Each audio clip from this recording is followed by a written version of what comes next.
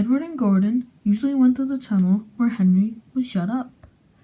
Edward would say, "Beep, beep, hello," and Gordon would say, "Boop, boop, serves you right." Poor Henry had no steam to answer.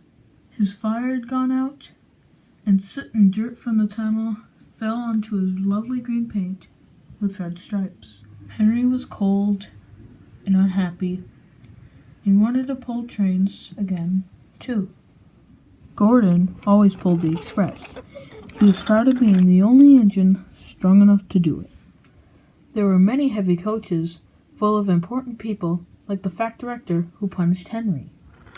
Gordon was seeing how fast he could go, and the coaches were bouncing around. Gordon could see Henry's tunnel in front, and Gordon thought to himself, "In just a moment, I'll whoosh at Henry," and rushed through and out into the open again. Closer and closer he came, when... whoosh! "Oh dear, what is happening?" Gordon was in a cloud of steam and going slower and slower. Then his driver stopped the train. "Oh, what has happened? I feel so weak." And the driver said, "You burst your safety valve. You can't pull the train anymore." "Oh dear, and we were going so nicely too. Look at Henry laughing at us." Gordon made a face at Henry and blew steam at him. "Stop it." Everyone came out and went to go see Gordon. The fact director said, "I've never liked these big engines. Always going wrong. Send for another engine at once."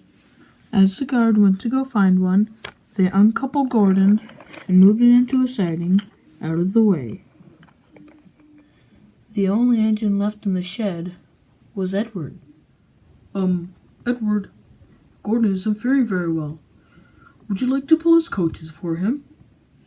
"Well, I'll try." Gordon saw Edward coming. "Oh, it's no use.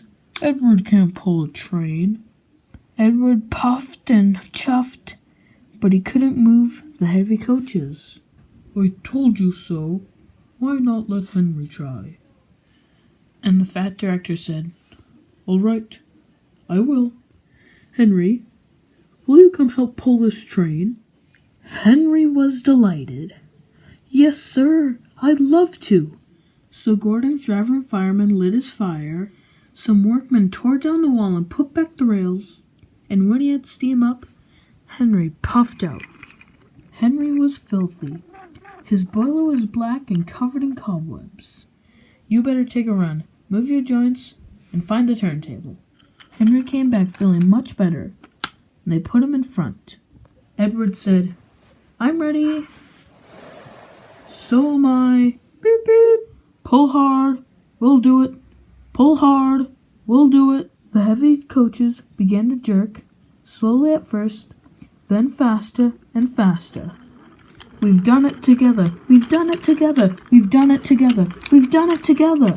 Hooray, you've done it! Hooray, you've done it!" The passengers were so excited that the fact director leaned out of his window to wave to Edward and Henry. But the train was going too fast that his hat blew off into a field where goat ate it for its teeth. They didn't stop until they reached the big station at the end of the line. All the passengers got out and said thank you, and the fact director promised Henry a new coat of paint. "Would you like blue and red, Henry?" "Oh, yes, please. Then I'll be like Edward and Gordon." "That will be nice."